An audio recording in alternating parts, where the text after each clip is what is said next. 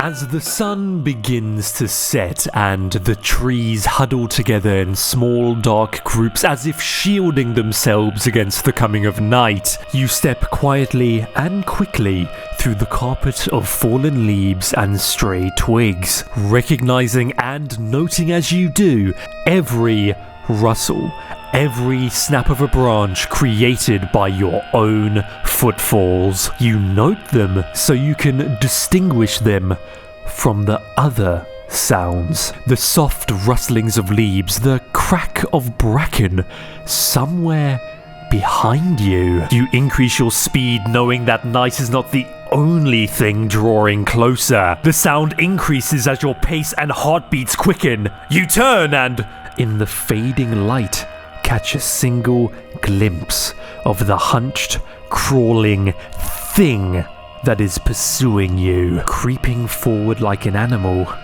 and yet looking so horribly human. You only caught a single glimpse, but then you start to run.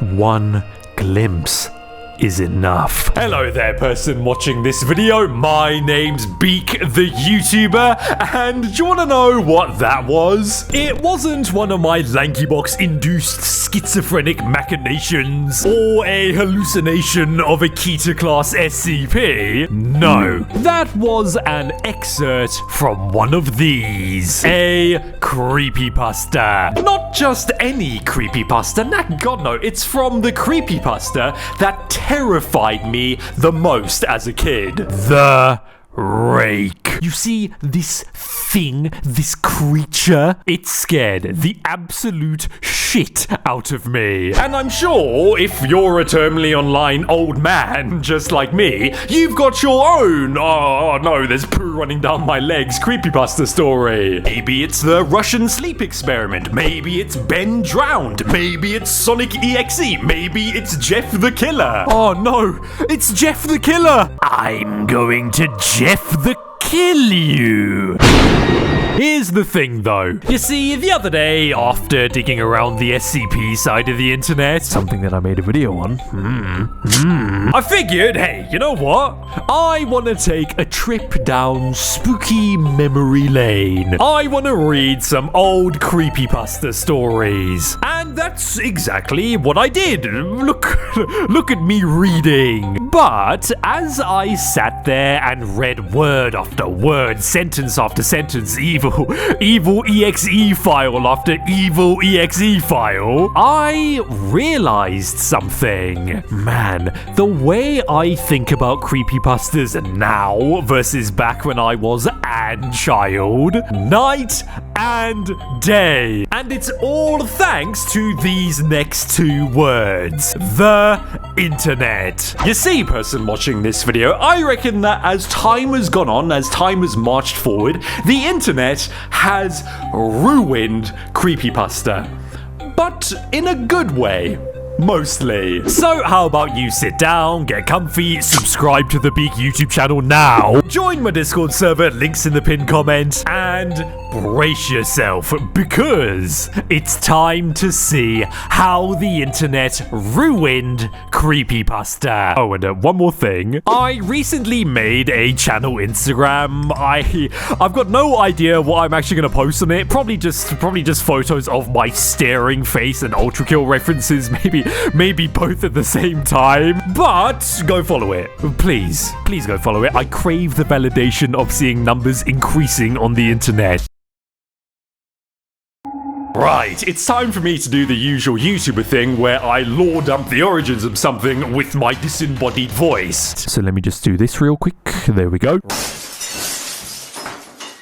Right, creepypastas. What in the name of all that's holy actually are they, and where did it all begin? Well, first up, to get the definition out of the way.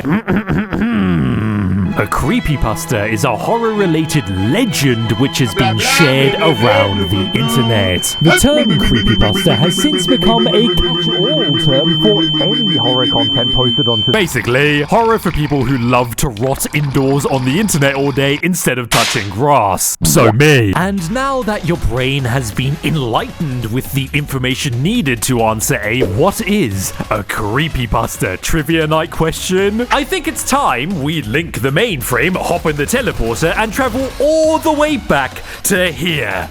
2001. Yes, 2001. A very, very, very important year where lots of stuff happened. It was the year where Harry Potter and the Philosopher's Stone, the game, came out. It was the year when I was born. But something else happened in 2001 that dwarfed those two things. 2001 was the year when the first internet creepypasta came out. And here it is. It's a story called Ted the Caver. Many of you don't agree with my decisions to pursue this cave. I know this from the messages I have received. I'm afraid I don't have a choice. If I am ever to experience restful slumber, I must return. If I am ever to walk the halls of my own home in peace, I must return. If I am ever to exit the overworld and enter the subterranean world of a cave,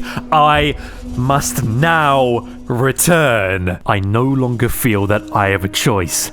I must return. Thing is though, person watching this video, let's cut the background music here because I've got some bad news. I may have just lied on the internet. While some people say that Ted the Caver serves as the origin of online creepypasta, others argue that nah, that's wrong. Creepypasta really started all the way back in the 1990s with haunted chain emails. Basically, people would spam send emails to other people with scary stories in them that if you don't share them to everybody in your contacts, evil is coming, you're going to die. However, if we want to talk about the history of creepypasta, we need to fast forward in time a little bit and go here. 4chan. Oh no. You see, the earliest creepypastas on the internet, they were posted on 4chan. Most notable one for me being the Rake. Hello again, Mr. the Rake. I fucking hate you. 4chan was the place where all largely started. And from this, other internet forums, Jesus Christ, I sound like such an old man saying that. Fucking Discord for boomers. They started seeing their own creepypasta stories emerge. Like Slenderman. He was first posted on a forum called, and I promise I'm not making this name up, the Something Awful Internet Forum. Jeff the Killer first popped up on Newgrounds of all places. Look at him. look at this fucking photo, man. Oh, I'm Jeff the Killer. Oh, I'm a twinkified joker. The creepypasta infection spread all over the internet. So much so that in 2008, they got their own website, creepypasta.com, and in 2010, the Creepypasta wiki and r/nosleep were created. So if you want to find absolute peak horror storytelling, don't look at any of those places. That got no look at r/2sentence horror. The family enjoys their milk at the table. Little do they know, it was harvested from my creature. Unreal for a second, and yes, hello, I'm back in the flesh. I alluded to it earlier, but man, oh my god, I remember these kinds of creepypasta stories being everywhere everywhere back in the day. I lived this era. True story, when I was younger, I had one of these, a BlackBerry Curve, pretty much an ancient relic at this point, but one of the main things you did with a BlackBerry was send BBMs to your friends and your family and your mates and all of that type of stuff. Pretty much the same thing as WhatsApp and iMessage. If you're an old man, you probably just had a PTSD attack. You have no idea, zero clue how many times I shared one of those. Hello, my name is Emily. If you don't share this message to 10 of your BBM contacts, I will make you sign a job application. To every single person in my BBM contact list. Oh, Jesus Christ. You really wouldn't go a day without seeing them. YouTube too. Games like Slenderman, inspired by the, and trust me, you're really not going to believe this, Slenderman Creepypasta. Wow, oh my god, no ways. Absolutely massive. Every single gaming YouTuber around back then made a video on Slenderman. You couldn't escape him. Get him! Slenderman even got his own movie.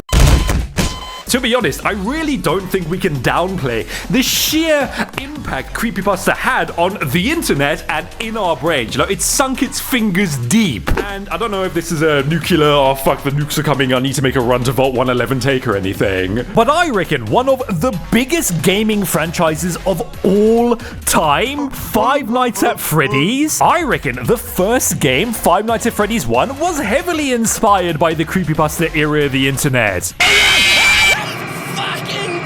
It also got its own movie. Mr. Ofdon, what sound does a cow make? But, and this is quite a big but, I'm gonna move my mic closer to my mouth to really emphasize what I'm gonna say next. Just because Creepypasta had a massive impact on the internet, it doesn't mean that lots of them were any good. Like, I'm not gonna stand here and say that all creepypastas were like some Shakespearean masterpieces, beacons of human creativity. Look, I'm really not gonna stand here and be John Rose-tinted glasses old stuff glazer, because lots of these stories, they really weren't. Like, all they were pretty much the edgy ramblings of 14-year-olds on the internet. I'm Jeff the Killer is a genius and subtle hint to the fact that he is indeed called Jeff the Killer. I'm sure there's some good ones, but from what I've read, oh my god. Sonic is the very embodiment of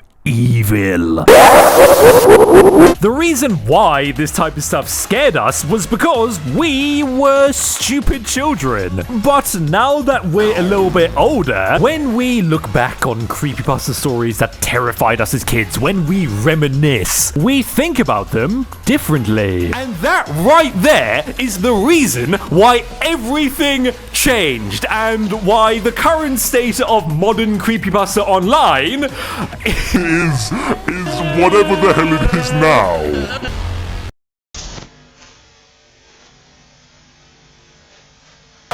Okay, so before diving too deep into this section, before we take the jump head first, I think it's a good time for me to actually explain what I mean by the internet ruined creepypastas for the better, mostly. You see, as time has gone on, the internet has had a massive effect on morphing the idea of creepypasta into something that it wasn't really meant to ever be, in my opinion. That previous non-morphed idea of creepypasta was, I can hear you thinking on the other side of the screen. I can see you and I can hear you thinking. Well, it's obvious. Horror. Being scary, making you shit yourself. Oh no, there's an evil video game cartridge type shit. Finally, after a long day, you get a moment to yourself. You take a deep breath, sigh out the weight of the day's pressures, and collapse onto a beanbag, lifting the controller to load up a game and enjoy some much needed escapism. This time, however, escape might not be so easy. Ooh. But now, as time has marched forward, we've all gotten a little bit older, and we've all wised up to the fact that lots of these stories, they weren't actually that scary to begin with, and are just kinda badly written. When people make creepypasta-related content and help think about creepypasta in the big 2025, it's less, oh no, it's so scary, and more ironic shitposting. Little hero Alright, I'm coming in your mom. Not all of it is like this. That's where the word mostly comes into the picture. And don't worry, we'll get to that stuff really soon. There's a bit of cringe here, like quite a bit of cringe. But, as I said, less of this, more of this. And I reckon that's not a bad thing. At all, really. I actually think it's a pretty good thing. Why? Because it's funny. Oh, I know. Trust me, I do. The thumbnail of this video is a then versus now thumbnail, where the then is like, oh my god, look how much better the past was. And the now is like, oh, it's so bad. It just kind of has to be to do well in the modern landscape of YouTube. But I really, really do think it's funny. TLDR, the original idea of Creepypasta has largely morphed from horror into irony. Remember how a few seconds ago I said not all of it is like this? That's where the word mostly comes into the picture. And don't worry, we'll get to that stuff really soon. There's a bit of cringe here, quite a bit of cringe here. Good news, it's now really soon. Let's talk about the cringe. Right, where to begin? Where to begin? You know what? I think I'm gonna start here. Thirsting. Now, I really don't know why this has happened, but for God knows what reason, there's some people online who have looked at creepypasta characters like Jeff the Killer and Slenderman and thought to themselves, man, I'm bricked. Yes, person watching this video, I can confirm Slenderman Rule 34 art exists. I have seen horrible things. Photos have been burnt into my brain. And besides really dodgy art, thirst traps are also massive.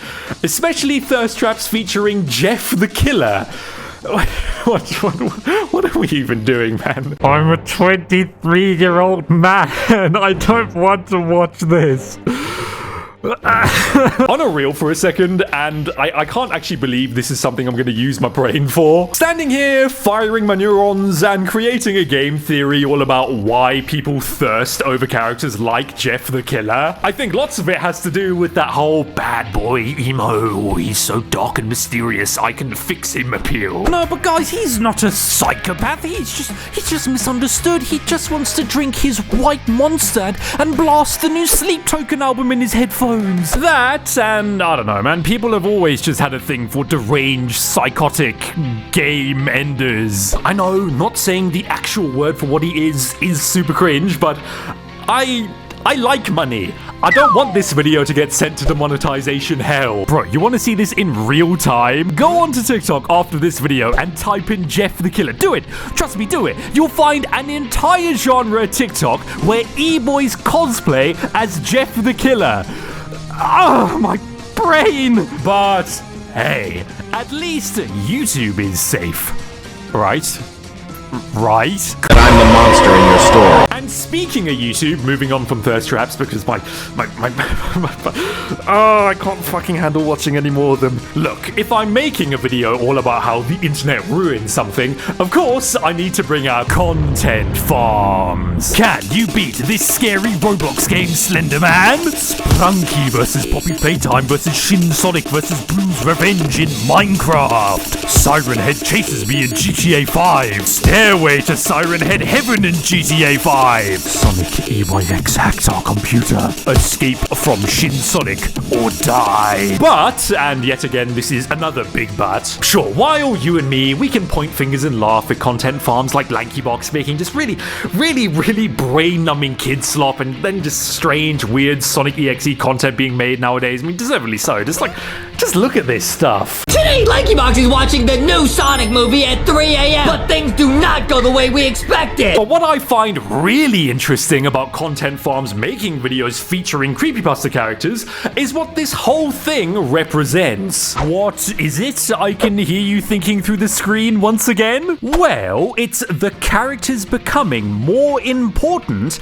than the creepypasta stories they come from. You see, person watching this video, characters like Slenderman, Siren Head, Jeff the Killer, Sonic EXE, they've basically turned into mascots, just spooky little icons. Meanwhile, the actual stories they're from, forgotten, irrelevant, thrown in the digital bin. Like, take Slenderman. We all know the vibes what Slenderman's about, right? You know, like spooky octopus man, he lives in the woods, collect my 8 pages, static jump scare, all of that type of stuff. Cool. Unless you're a creepypasta law scholar, you probably don't remember. I know I didn't. I had to go reread it the other night. And I think that shines such a bright light onto one of the main consequences of creepypasta stories like these getting stupid popular. The character becomes the content, the product. I guarantee you, most of the kids watching these slop videos, they don't even know that these characters come from stories. Bro, even some of the characters' names have lost their meaning. Look at the word EXE. Anything scary nowadays has got like, oh,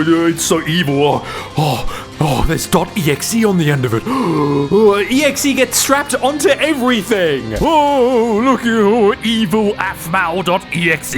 I'm pretty sure lots of kids don't even know what this means. This isn't something scary attached to evil computer downloads and corrupted game characters. It's just an executionable file. Like, it's not scary. It's not evil. Like, you'll be okay. And hey, while we're on the topic of creepypasta characters becoming content, do you want to know the prime example of this? Siren Head. Now, 2 things you need to know real quick. Firstly, there is a bit of debate surrounding whether or not Siren Head is an actual creepypasta character. Me, I've always looked at it that way, and a bunch of other people do too, but then there's other people who don't think so. But regardless of which side you stand on, I really don't think it's a nuclear take at all to say that Siren Head is often linked with creepypasta stuff. And now, moving on to the second thing, this is something I spoke about in my analog horror video from a couple of months ago, so I'm not really going to go into too much depth here. But with all that out the way, created in 2018 by a guy called Trevor Henderson, Siren Head is a very tall, creepy-looking creature with sirens on his head.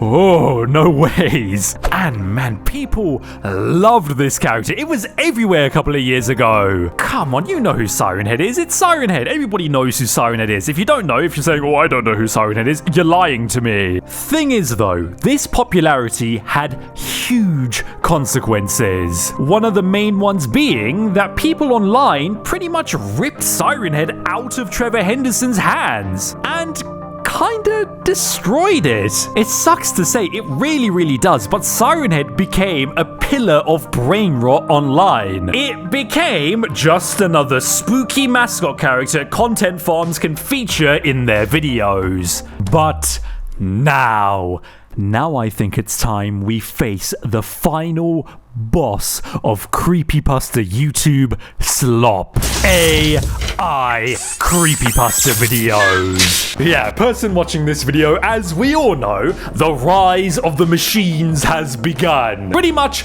nothing is safe from AI nowadays, and one of the main places where AI is flourishing on YouTube is over here, YouTube Shorts. And now you get to watch a 23-year-old man witness man-made horrors beyond his comprehension. What if I told you this Slenderman wasn't just a real-life site based on a real, terrifying story? Now though, I think it's time we cast our focus from here to here. The good side of the internet ruining creepypasta. Right, so to start, I mentioned this earlier, but in the big 2025, when me and lots of other people think about creepypasta, we don't think, oh my god, it's so scary, oh, Slenderman's gonna appear in the corner of my bedroom tonight. We think ironic shitposting. I was brought to life on an evil CD.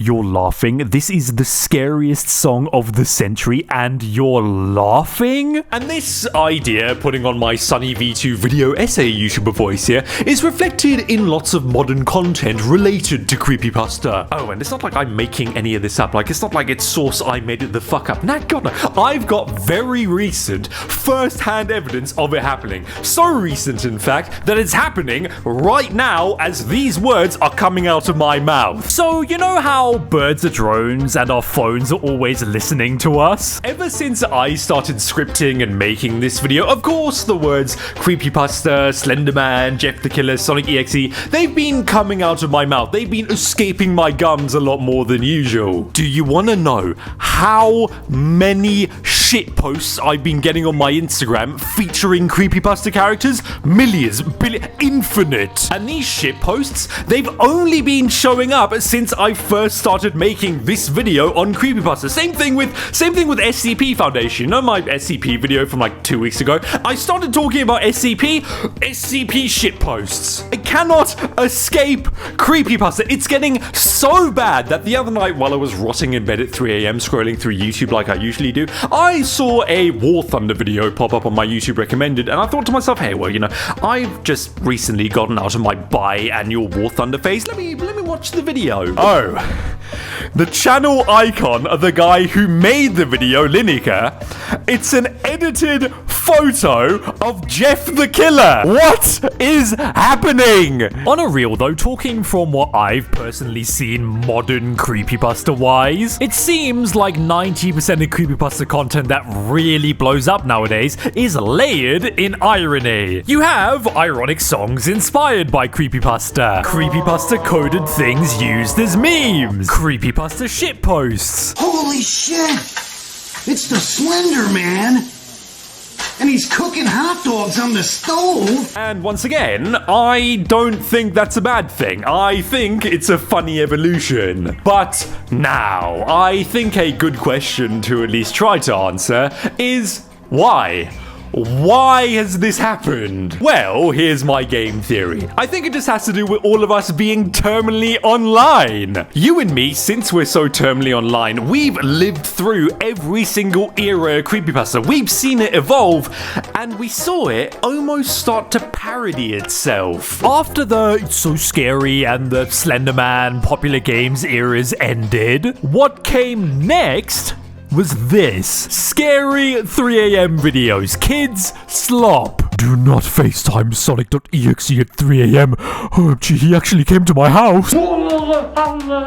To use the buzzword again, we simply cannot downplay how massive that era was. Even if we weren't watching it directly, and bad news person watching this video, I am not a certified NNA Productions enjoyer. We still saw it, we were still exposed to it. It bled into almost every section of YouTube. Talking from my experience, I watched a whole bunch of commentary YouTubers making fun of content like this. I even made my own videos making fun of it. I made a video on someone called, I think his name was Eli Socrade, like 6 years ago. I vaguely remember that he made videos where him and Siri were like, you know, Siri from the iPhone, him and Siri were gonna have like a baby and she was pregnant or something. It was really weird. By the way, you're never gonna see those videos. Like, you never will. They've been lost to the eons of time. Like, you're never gonna see. I don't even know what you're talking about. Like, videos on Eli Socrate. What videos? What are you talking about? These channels and these videos, they were kind of a turning point. The first step in turning creepypasta from spooky internet stories into mass-produced kids content. And once everyone realized two things: A, that these videos were really bad, and B, that most creepypastas were badly written to begin with, the irony era started. The rise of shitposting had begun. And I think that's funny. We ruined it for the better. And by the way, it's not like all good evolutions of creepypasta are solely centered around irony. For the most part, that's what I've seen. But it is true that there are still some good, scary things. There is some good modern stuff inspired by creepypasta. Some analog horror stories. Apparently there's like an entire Sonic EXE cinematic universe now, and apparently some of it is good. From my experience, I've only really seen Friday Night Funk and stuff, but apparently some of this stuff is good, and you know, maybe I might talk about it in a future video. Ooh, foreshadowing. Though, now, come on, person watching this video, if I'm making a video about how the internet ruins something, of course I'm gonna talk about games. Of course not. And on today's agenda, creepypasta games. There are so many of them. Most of them are EXE games because, of course they are. Sonic EXE Sadness? What does that mean? But, okay, it just doesn't fucking work. But games nonetheless. And now, it's time to make my brain melt through my nose. Ah, yes. My favorite creepypasta game. Subway Surfers. How do I... Oh, hello, boss. Ah, Jesus fucking, why did that scare me? Dude, what am I doing? Fucking running this game at 2 frames eventually? What's happening?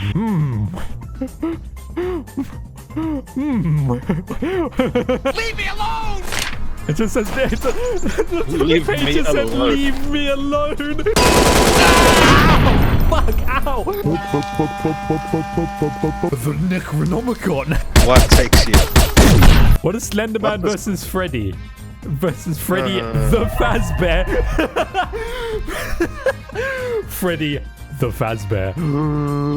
Oh, it's just a Fazbear. Freddy the Fazbear. Yes, They are all dead by my hand. little silly Billy. Yes, okay. I Just have an got me orb. talk.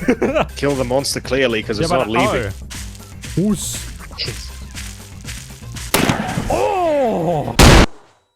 Yeah! It's been successful. Right, now that we've had a look at some creepypasta games, I think it's time that we circle back to the main theme of this video. Because you want to know what I think really ties this video together and hey, maybe explains why I'm even making it in the first place? It's that we're living in this weirdly self-aware era of the internet. All the way back in the day, I consumed creepypasta content seriously. I bought in. Herobrine was real. I saw him. I saw him with my eyes, I believe. Then time marched on and suddenly I was watching commentary channels making fun of content involving creepypasta stuff. I even made some myself. Now I'm standing in front of a green screen making a reflective video about the evolution of creepypasta. And sure, while it is a bit nostalgic in a way, I'm also recontextualizing it for myself. And this whole video, it's part of that process. Creepypasta, it isn't just spooky, scary stories on the internet anymore. It's a cultural artifact that I'm standing here and analyzing and also laughing at on camera. And honestly, that's why I think it's been ruined for the better. Not because the scary part of it died, but because the culture around it evolved. You're not scared of Slenderman or Herobrine anymore, but you remember them, and now you make shitposts about them. And now, here we are, making videos about them, talking about them, watching videos on them, putting it all into context. It's like a weird, old, retrospective internet history class. In all honesty, it's pretty weird standing here and thinking about it, you know? But I think I'm gonna leave this video here. Tell me though, person watching this video, you know, creepypasta stories, did you have one that scared you when you were a child? What do you think of the ironic shitpost evolution of them? Tell me in the comments. Thanks for watching. Be sure to leave a like on this video, subscribe, you know, join my Discord server, follow my new Instagram, please. As I said, I crave the validation of seeing numbers increasing on the internet. And yeah, I'll see you soon.